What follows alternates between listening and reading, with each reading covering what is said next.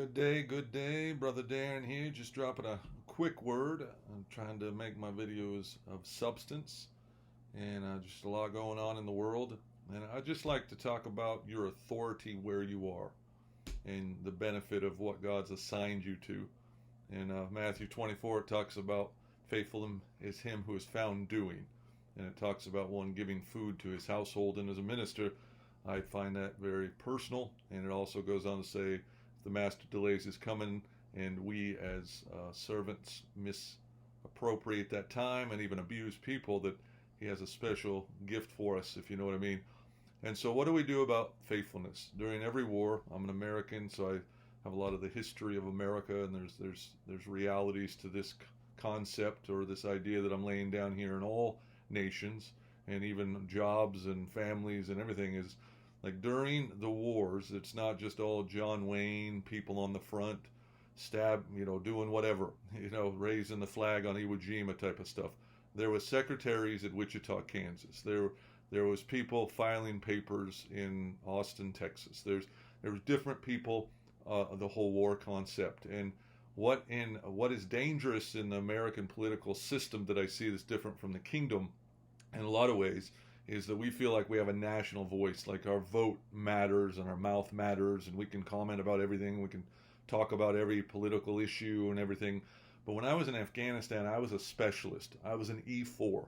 And I actually got audience with a general that was a four-star general. I asked a specific question, and I was advanced in my position to a certain point, but I was still an E4. So I'd talk to a four-star general, and where I lived, this is what the Lord showed me that I got wrong, is that I should have maintained an E4 position with the blessing of a four-star general to be a great specialist, not think anything more than what I was, and it kind of bolstered my ego. But it didn't. I can't say that I performed my job perfectly as an E4 with the blessing of a four-star general, and that would have made me powerful. That would have made me get the attention of my superiors. It would have the submissiveness of it and that great authority, but it put me out there, and it was a detriment in some ways, as it was positive in other ways as well. I mean, the Lord used it, and it was great. But what it is E4 talking to a four-star general doesn't make an E4 a four-star general. And someone even called me a command specialist, and I love that moniker. But let's go into the kingdom. Is just because I can talk on Facebook, even though I can talk about things and at church and I have a voice in a way, I still need to go back to my position, right? And so we have a political voice. We say things out in public. We say things, but am I performing my position? Romans 12 says that each one of us has faith, and we've been acquired a gift, and we need to perform that according to the faith given to us in the allotment. And it actually says, not think of yourself more highly than you should. And I've got that a couple times, believe it or not. But what it is serve with power, serve with authority, but serve in your position. Are you John Wayne on the front, or are you a secretary in Wichita? When he comes, he's going to ask if you're found doing. I didn't bust into command situations and like, hey, I think I have an opinion here, right? Four-star generals have even been in the White House and been told not to talk, but yet spoke when it was right, and it was right when it was right.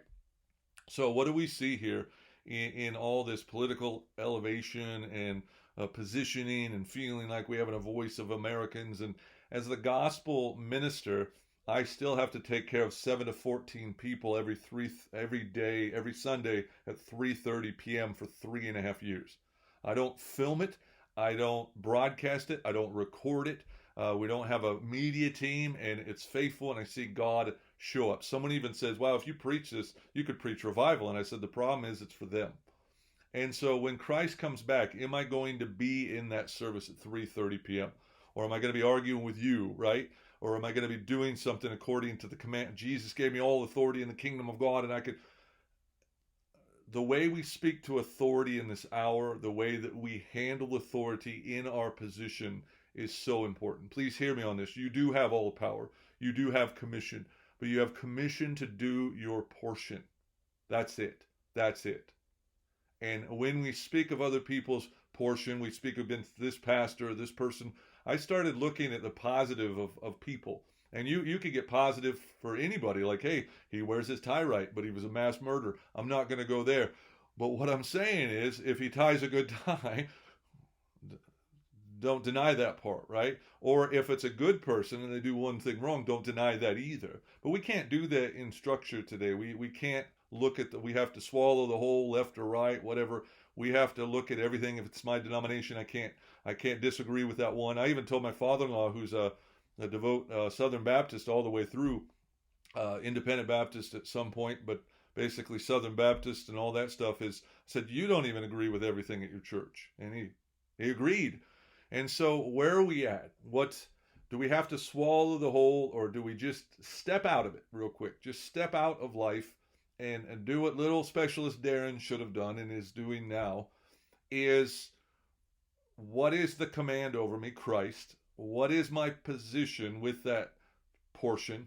And am I being faithful with that? Because I step over and look at what you're doing, I become like Peter in John, where it says, like, well, what about him? And Jesus says, don't look at him, follow me. Even if it's harder, even if it's more obscure, even if it's just a portion that is not powerful in the eyes of media, you have the right personality, the right look, you get the right thing. Kanye West was all over the place a couple years ago, and they were putting him in platforms, and now shift. And we'll take that fruit. We'll take that testimony. We see intermixed politics and opinion and all these things and left or right in America, and it's like, we'll take that harvest. But does God have a better harvest for you, just to be 100% faithful, not dragged away in things that don't really have anything to do with you? What is the power God's given it to you? If you're an E4, you have power to be an E4. And there's not a lot of rank, that analogy only goes so far. But he has power for me to lay hands on the sick here. Am I doing that? He gave me power to speak in tongues and interpret it here. Am I doing that? He gave me the power to intercede. Every once in a while, I pray for somebody who's pretty big in ministry, or I talk to them, and that's it. And I give them that, and that's it. I know a guy that counsels people in leadership all over the world, multi-billion-dollar companies, and I send him a text saying I'm praying for him. I'm not going to lead his life for him. I'm not going to give opinions into that atmosphere and still be able to remain in that atmosphere. But if I give it according to my portion, then I can be in that meeting. Then I can be a part of his life. But if I assume to be more than what I am, I'm not going to get invited into anything else. And the kingdom of God, John and James wanted to sit on the right and the left. And the mom asked them, which is a weird move anyway. But what we see here is Jesus said, whoever's going to sit on my right is prepared for the Father. Prepared. Given the ability to do that. If that's not you, chill. You know what I mean? If you're not in that portion, even I dare say you, if it's a Democrat or a Republican doing the job, and you don't understand it fully on what they do all the way across the board, and even what God's doing through that person, even local pastor, that pastor, do you understand what it's like to have 6 children in a van and have to travel and do? We speak out of authority, and I mean out of authority, like out of our authority, when we don't speak according to the knowledge of our authority. And so let us just regroup. Okay, you have a vote. You have a national say in America. That doesn't make you more than what you currently are. And it doesn't mean that you accomplished anything by speaking into the atmosphere on Facebook or media or anything. Have you done your due diligence? Have you moved in your portion? And so it's very hard when you get pulled off. I very rarely speak into it, but when I do, people come out of the woodwork and start saying all kinds of things. And they don't necessarily appreciate the portion that's even in my life. They don't look at what it takes to release a word like this, or live how I live, and not work for 2 months, except for 2 months in August 4th, 2007. How do I get from Haiti to California to New York? How do I sit here for 10, 11 years and be faithful with it? What is it that you can draw from my life and learn from and understand the authority of what I'm doing right? Professional football coach, fire him. What does he have to deal with? And oftentimes, if you stick through something, they do something amazing. if we just stop just thrusting things. Let's hope the best for Donald Trump. Let's hope the best for Joe Biden, whoever's the president next. If we indeed have one at this rate, but let's not consume one another and tear each other down and disrespect each other and mouth off about every authority and try to put our opinion in everything and feel like we're being a good soldier. Let's just receive that authority that Jesus indeed has given to us, and let's go back just being that E4. Let's go back to our portion. We've been given great authority to accomplish our great portion. Now, if you're Reinhard Bonnke, can save all of Africa, go for it. If you're the Apostle Paul and you have great authority to write, others should stay in their authority, write it. But if you don't, it's okay, because faithful in the small things, you will be increased. But if you're not faithful in the small things, you won't be promoted, you won't be grown, you won't be moving in any of these positions, and you'll just be a mouthy person saying a whole bunch of stuff about nothing and never know even local politics. God will keep you local. But if you're faithful in the small things, even if you remain there and never become great in what you think it is, it's better to be faithful completely without guile and perfect in your calling according to God's called you to do in a small thing when he comes. Faithful is him who is found doing. What is your commission? What is your call? What is distracting you from that? And what's going to come when Jesus comes and says, what have you done? I was watching John. I was watching what this preacher was doing. I was saying something on Facebook about this. I was mouthing off about the pastor at lunch. And Jesus comes at that moment. Was that what you were called to do? Let's address things. Let's expose the darkness, all those things.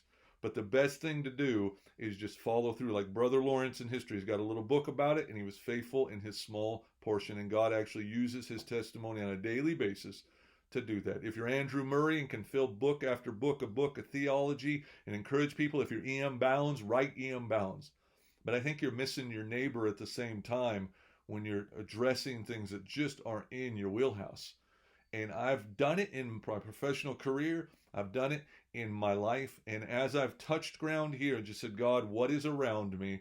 What is there for me? As I run into Hollywood, as I run into other these things, I feel like God has given me great faith to accomplish things. But when I get there, I need to be in the smallest portion I am, like Ant-Man. I have an Ant-Man from the Marvel movie, I believe it is, and he can't get in there if he doesn't go in small. You're not going to, if you have a national voice and want to say things into politics and you believe those things, don't get promoted before your time, because all the garbage comes with it. All your character traits, all those things about you go with the gospel, and then people just assume that's great and they take it. And we've taken, presidents and leaders and just received a whole bunch of garbage that there's nobody in my life that helps me more than Jesus. And then there's nobody that helps me stay fit and right in my character and my physicality and my spirit than someone who handles it wrong, that holds a horrible character. And they teach me as well, because I have a high degree of, when I get back to that moment, when I get back to that time, the 4-star general or any other audience with God or someone with authority, that I benefit that person according to my portion, and not try to dominate the conversation, not try to run the whole army from my lack of understanding, but just be faithful in my portion. Do you feel me? Yeah. Let's win as Christians. Let's do better. Let's be better leaders by being better servants in the small portion that we are now, and then get promoted if we are promoted at all, but at least we'll be found doing and faithful. God bless you, Brother DCB. Darren, love you so much, and may this word edify you, encourage you, and help you be found faithful. In Jesus' mighty name, God bless you.